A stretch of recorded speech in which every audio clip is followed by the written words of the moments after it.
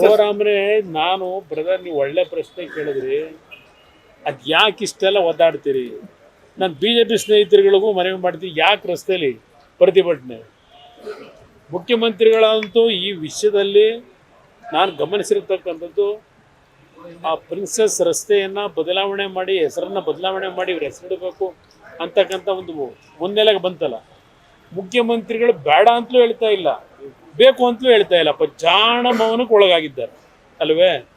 ಇಷ್ಟೆಲ್ಲ ಕಾಂಟ್ರವರ್ಸಿ ಮಾಡ್ಕೊಳ್ಳೋದು, ಇಷ್ಟೆಲ್ಲ ಬೀದಿಲಿ ಪ್ರತಿಭಟನೆ ಮಾಡೋದು, ಇದೆಲ್ಲ ಬಿಟ್ಟು ಅತ್ಯಂತ ಮಹತ್ವವಾಗಿ ಇಡೀ ದೇಶದಲ್ಲಿ ಚರ್ಚೆ ಆಯ್ತಲ್ವೇ ಕೆಸರೆ ಗ್ರಾಮ. ಆ ಕೆಸರೆ ಗ್ರಾಮದ ರಸ್ತೆಗೆ ಸಿದ್ದರಾಮಯ್ಯ ಹೆಸರಿಟ್ರೆ ಆಯ್ತಪ್ಪ, ಯಾವ ಕಾಂಟ್ರವರ್ಸಿ ಇರಲ್ಲ ಅಲ್ವಾ? ಕೆಸರೆ ಗ್ರಾಮಕ್ಕೆ ಹೆಸರಿಟ್ಕೊಂಬಿಡಿ, ಸಿದ್ದರಾಮಯ್ಯ ಬಡಾವಣೆ ಅಂತಲೋ, ಸಿದ್ದರಾಮಯ್ಯ ಅಂತಲೂ ರೋಡ್ ಅಂತಲೋ ಇಟ್ಕೊಂಬಿಡಿ. ಅದು ಯಾಕೆ ಸುಮ್ಮನೆ ಪಾಪ ಮೈಸೂರು ಅರಸರ ಕುಟುಂಬದ ಹೆಸರನ್ನ ತರೋದು? ಪಾಪ ಅವರೆಲ್ಲ ಸತ್ ಸ್ವರ್ಗದಲ್ಲಿದ್ದಾರೆ, ಈ ರಾಜ್ಯಕ್ಕೆ ಕೊಡುಗೆ ಕೊಟ್ಟು. ಏನು ಕೊಡುಗೆ ಮೈಸೂರಿಗೆ? ಈಗ ನಾನು ಆಗಿದ್ರೆ ಕೇಳಬೇಕಲ್ವೇ? ನಾನು ಆ ಕೆಲಸಕ್ಕೆ ಹಿಡಿಯಲ್ಲ. ಒಬ್ಬ ಜನಪ್ರತಿನಿಧಿಯ ಕರ್ತವ್ಯ, ಒಂದು ಅಧಿಕಾರ ದೊರಕಿದಾಗ, ಜನ ಕೊಟ್ಟಾಗ ಜನಗಳ ಸೇವೆ ಮಾಡಬೇಕಾದಂಥದ್ದು ಒಬ್ಬ ಜನಪ್ರತಿನಿಧಿಯ ಕರ್ತವ್ಯ ಅಷ್ಟೇ. ಅವರು 1983-85 ಬಂದ್ರಲ್ವೇ ಶಾಸಕರಾಗಿ, ಮೈಸೂರು ಜಿಲ್ಲೆ ರಾಜಕಾರಣ 83 ಬಂದರು. 2 ಬಾರಿ ಉಪಮುಖ್ಯಮಂತ್ರಿ ಆದರು, 2 ಬಾರಿ ಆದರೂ 3 ಬಾರಿ ಆದರು. ವಿರೋಧ ಪಕ್ಷದ ನಾಯಕರು 1 ಬಾರಿ ಮುಖ್ಯಮಂತ್ರಿಯಾಗಿ 2ನೇ ಬಾರಿ ಪೂರ್ಣಗೊಳಿಸಿ ಕೊಟ್ಟಿದ್ದಾರೆ. ಮುಂದಿನ 3 ವರ್ಷ ನಾನೇ ಅಂತ ಹೇಳ್ಕೊಂಡಿದ್ದಾರೆ. ಈಗ ಇಷ್ಟೆಲ್ಲ ಅಧಿಕಾರ ದೊರಕಿ ಯಾವ ಮೈಸೂರಿನ ಪುಣ್ಯಾತ್ಮರು ಇವರಿಗೆ ಇಷ್ಟೆಲ್ಲ ಬೆಳೆಸಿದ್ರು?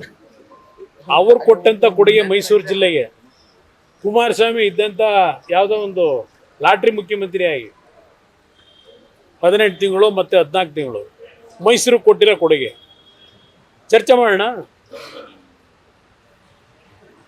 2006-2007 JNNU ಸ್ಕೀಮ್ನ ಮೈಸೂರಿಗೆ ಕೊಟ್ಟವ್ರು ಯಾರು? ಎಷ್ಟು ಸಾವಿರ ಕೋಟಿ ಬಂತು? ಇಲ್ಲೇನೋ ಆ ಬಂಬು ಬಜಾರಲ್ಲಿ ನೀರು ನಿಂತು ಆ ಕೂಲಿ ಕಾರ್ಮಿಕರು, ಪೌರ ಕಾರ್ಮಿಕರು ಬೀದಿಲಿದ್ದಾರಲ್ಲ, ಇವತ್ತಲ್ಲಿ ಕಟ್ಟಿದ್ದೀವಲ್ಲ, ಯಾರ ಕಾಲದಲ್ಲಿ ಕಟ್ಟಿದ್ದು? ಏನು ನಾನು ಕಟ್ಟಿದ್ದೀನಿ ಅಂತ ಹೇಳ್ಕೊಂಡು ತಿರುಗ್ತಾ ಇದ್ದೀನಿ, ಅಡ್ವರ್ಟೈಸ್ಮೆಂಟ್ ಹಾಕತ್ತೀನ? ಸ್ಲಮ್ ಕ್ಲಿಯರೆನ್ಸ್ ಬೋರ್ಡಿಂದ ಎಷ್ಟು ಸಾವಿರ ಮನೆ ಕಟ್ತಕ್ಕಂಥ ತೀರ್ಮಾನ ತೆಗೆದುಕೊಂಡೆ. ರಾಜಕಾಲುವೆಗಳಿಗೆ ಏನೇನು ತೀರ್ಮಾನ ಕೊಟ್ಟು ನಾವು ಇದ್ದಿದ್ದು 18 ತಿಂಗಳು, ಈ 14 ತಿಂಗಳು ಬಿಟ್ಬಿಡಿ ಇವ್ರ ಜೊತೆ ಮಾಡಿ. ಆ 18 ತಿಂಗಳಿದ್ವಲ್ಲ, ಮೈಸೂರಿಗೆ ಕೊಟ್ಟಂಥ ಕೊಡುಗೆ ಒಂದು ಸೀರೀಸ್ ಆಫ್ ಇದೆ ಕೊಡಬಲ್ಲೆ. ಅಯ್ಯೋ ನಾನು ಇಷ್ಟೆಲ್ಲ ಮಾಡ್ಬಿಟ್ಟಿದ್ದೀನಿ, ನಾನು ಹೆಸರಿಡಪ್ಪ ಅಂತ ಹೇಳೋಕ್ಕಾಯ್ತದ? ನಮ್ಮ ಕರ್ತವ್ಯ ಅದು. ಪಾಪ ಹೇಳ್ಬೇಕು, ಇಷ್ಟೊತ್ತಿಗೆ ಅವ್ರು ಹೇಳಬೇಕಾಗಿತ್ತು ಮುಖ್ಯಮಂತ್ರಿಗಳು. ನನ್ನ ಹೆಸರನ್ನು ಯಾತಕಪ್ಪ ತರ್ತೀರಿ? ಅದ್ರ ಅವಶ್ಯಕತೆ ಇಲ್ಲ.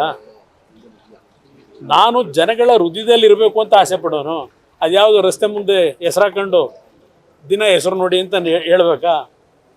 ಒಳ್ಳೆ ಕೆಲಸ ಮಾಡಿದ್ವಿ, ಜನ ನೆನ್ಕೋತಾರಪ್ಪ.